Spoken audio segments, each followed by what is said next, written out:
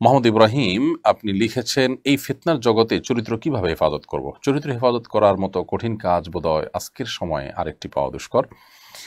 এখনকার তরুণদের জন্য শুধুমাত্র নিজের চরিত্রকে, নিজের যৌবনকে সকল প্রকার হারাম সম্পর্ক থেকে বাঁচিয়ে রাখা, চোখকে হেফাজত করা, চরিত্রকে রক্ষা করা, এটা হলো তাদের জন্য সবচেয়ে বড় বুজুর্গি, এটা হলো তাদের জন্য সবচেয়ে বড় ভালো মানুষ হওয়ার লক্ষণ, আল্লাহওয়ালা হওয়ার জন্য সবচেয়ে বড় ধাপ এখনকার ছেলে মেয়েদের জন্য। সো সে চেষ্টা আমাদের করতে হবে, যত কঠিনই হোক না কেন।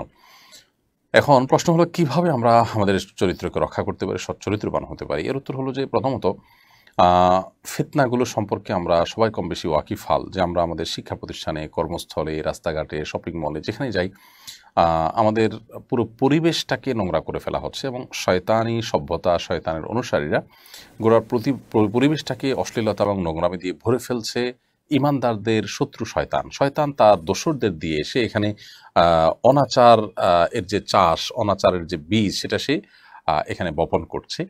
অতএব এটার বিরুদ্ধে আমাদের প্রত্যেকটা মানুষকে দাঁড়াতে হবে, সোচ্চার হতে হবে এবং বুঝতে হবে যে সর্বতভাবে আমাদেরকে আষ্টেপৃষ্ঠে ঘিরে ধরছে এবং সব ধরনের ফিতনা আমাদের উপরে পতিত হচ্ছে। এটি যদি আমাদের মাথায় থাকে, তাহলে সেটিকে মোকাবেলা করা কিছুটা হলেও আমাদের জন্য সহজ হয়ে যাবে। কারণ আমরা যখন জানবো যে চতুর্মুখী ফিতনা আমাদেরকে গ্রাস করছে, তখন এটার মোকাবেলা করাটা আমাদের জন্য ইজি হবে এবং সহজ হবে। তো আমরা যখন বের হব, শিক্ষা প্রতিষ্ঠানে যাব, তখন আমরা ভাববো যে সেখানে যেহেতু একটা ফিতনাময় পরিবেশ আছে, শয়তান তার জাল বিছিয়েছে, সো আমাকে একটু কেয়ারফুলি থাকতে হবে। এই ভাবনা মাথায় নিয়ে যদি আমি বের হই, ইনশাআল্লাহ আমার জন্য বেচাটা অনেক সহজ হবে। সেই সাথে আল্লাহ তাআলার কাছে দোয়া করতে হবে, আল্লাহুম্মা ইন্নী আউযু বিকা মিনাল ফিতানি মা যাহারা মিনহা ওয়া মা বাতান। আল্লাহ, আপনার কাছে প্রকাশ্য সব ধরনের ফিতনা থেকে আমরা পানাহ চাই। সে দোয়া আল্লাহ তাআলার কাছে করতে হবে।